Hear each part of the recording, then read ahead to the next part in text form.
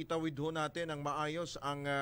nakaraan pong halalan, ito pong midterm elections. Papasalamat tayo, of course, bukod ho sa COMELEC, sa AFP, kay PNP Chief General Romel Marbil, at maraming salamat po dahil po sa inyo pong marami pong mga ipinatupad na reforma at mas naging disiplinado na po ang professional, tumaas po ang moral ng mga LESPO at naramdaman po ng komunidad na ligtas po ang publiko at syempre dahil po sa pinaigting po na police visibility, lalo po dito sa Metro Manila, kung inyo po makikita, maraming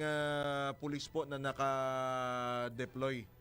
diyan po sa mga pangunahing pong lugar, mga matatao pong lugar. At syempre sa kanya pong termino ni General Marbil, ang motto po niya na sa bagong Pilipinas, ang gusto po ng LESPO ay ligtas ka. Yan